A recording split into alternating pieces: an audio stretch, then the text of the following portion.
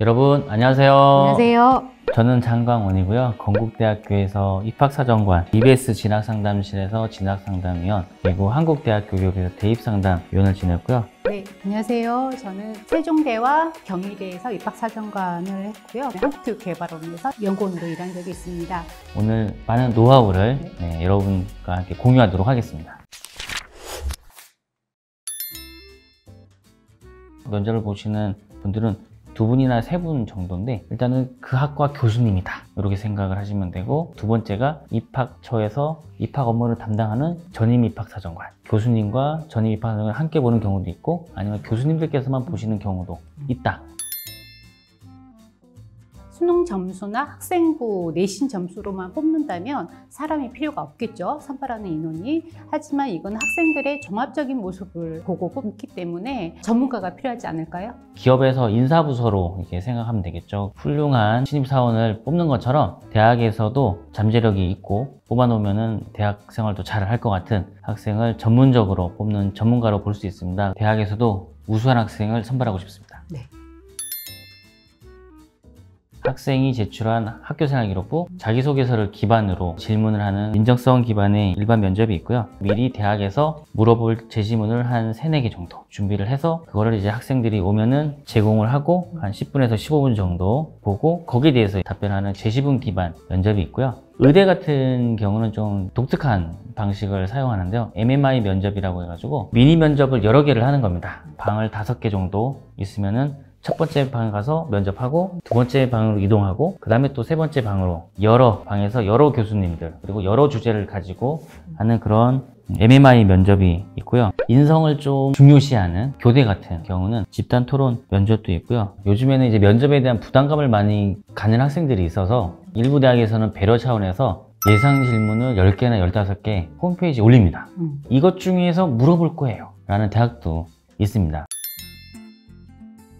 첫 번째, 학업 역량. 이 학생이 대학 와가지고 잘 적응할 수 있을까? 두 번째는 이 전공 적합성. 이 학생이 정말 이 학과를 오고 싶어 하는 학생인가? 발전 가능성. 이 학생은 뭘 해도 책임감 있고 뭔가 아웃풋을 남다르게 낼 수 있겠다. 무엇보다 요즘에는 인성이 강조되죠. 예전에 의대 면접은 다 수학, 과학을 묻는 문제였거든요. 근데 요즘에는 수학, 과학 묻지 않습니다. 인성적 측면을 측정하기 위해서 MMI 면접을 진행하는 거거든요. 그래서 학업 역량, 전공 적합성, 발전 가능성, 인성, 이 4가지를 중점적으로 준비해 주시면 좋겠습니다. 대학마다 배점은 퍼센티지는 조금씩 다를 수 있어요. 근데 일반적으로 학생부 종합 전형에서는 학생들의 이렇게 다양한 활동과 교내 성실하게 활동했는지 이런 부분 중요하게 보기 때문에 전공 적합성과 발전 가능성을 조금 더 생각하시는 게 좋지 않을까 합니다.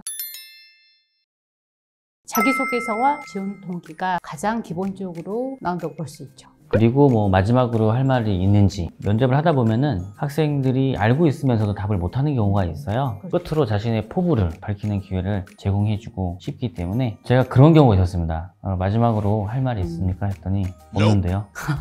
네. 여러분이면 어떤 느낌인가요? 아, 뭐 대학 와도 되고 안 와도 된다, 관심이 없구나. 뭐 이런 느낌을 줄 수가 있거든요. 네. 마지막으로 하고 싶은 말은 필살기다 그렇죠. 생각을 하시면서 준비해 주시면 좋겠습니다. 네. 저희가 A에 대해서 물어봤을 때 A 다시를 답하는 경우가 있죠. B를 답하거나. 그렇죠. 물어본 거에 대한 정확한 답 해주는 친구 딱 보면은 아, 이 친구는 합격하겠구나, 그런 느낌 많이 듭니다.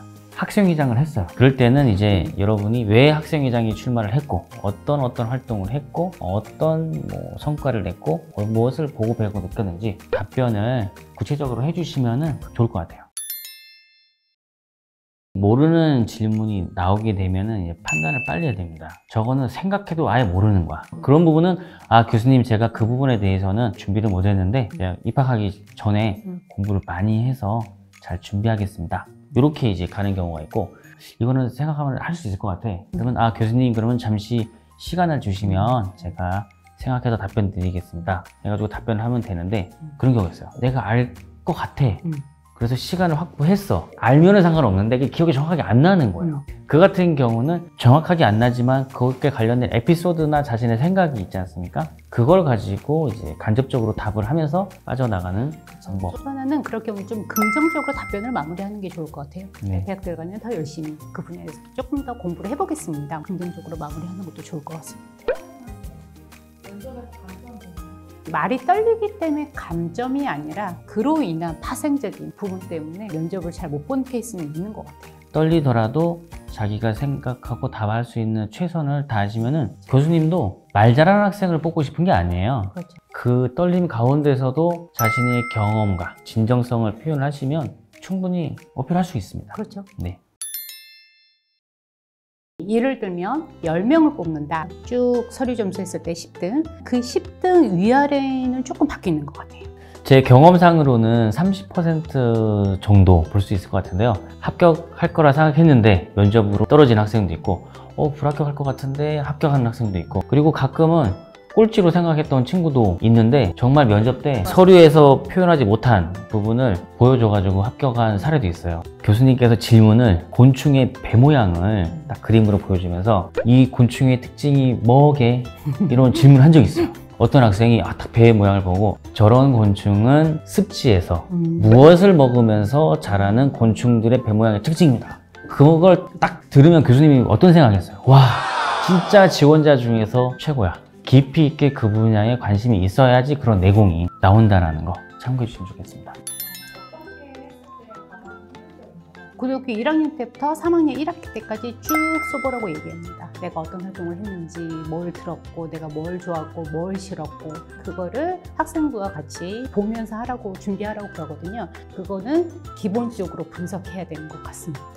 일단은 기출문제를 분석하셨으면 좋겠어요. 그래서 그 대학 3년에서 5년 기출문제 분석한 결과를 토대로 예상 질문 및 답변서를 만드시면 좋습니다. 그리고 답변서는 1분 정도 분량으로 작성을 하시고요. 그 다음에 이제 실전과 같은 모의 면접을 하면 좋습니다. 영상을 촬영을 하면 더 효과가 좋겠죠. 그렇게 되면 자신의 모습을 끝나고도 잘 볼 수 있으니까 이렇게 준비하면 좀 효과적이지 않을까 생각이 듭니다.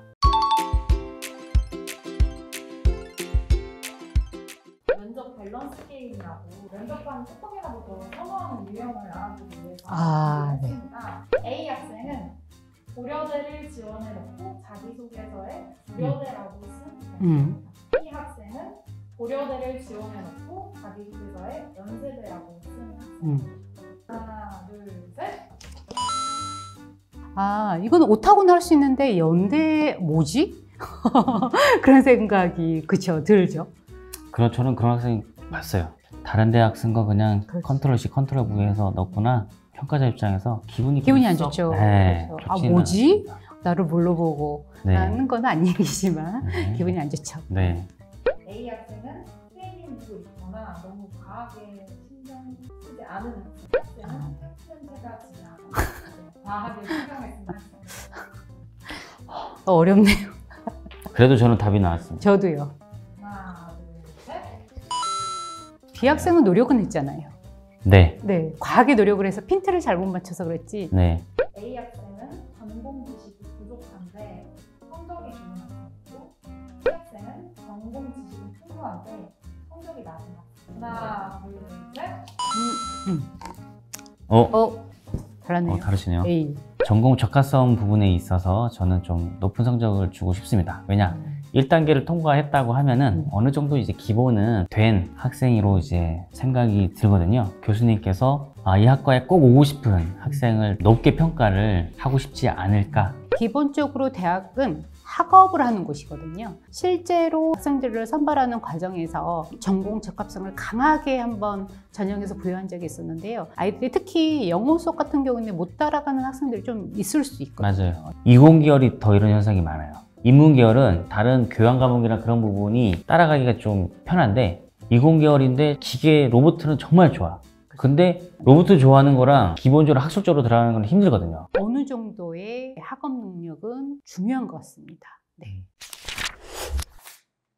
오늘은 면접에 궁금한 점에 대해서 궁금증을 풀어드렸는데요. 여러분께 많은 도움이 되시기를 바라겠습니다. 일단은 면접은 사람 대 사람의 일이라는 거, 일방적으로 누구 앞에서 발표한다고 생각하시지 마시고 면접관 눈 보시고 너무 긴장하시지는 않았으면 좋겠습니다. 이외에 궁금한 점이 있으시면 댓글로 달아주시면 저희가 정성껏 답변 드리도록 하겠습니다. 지금까지 유니브 클래스 입시 이야기였습니다. 네, 감사합니다. 감사합니다.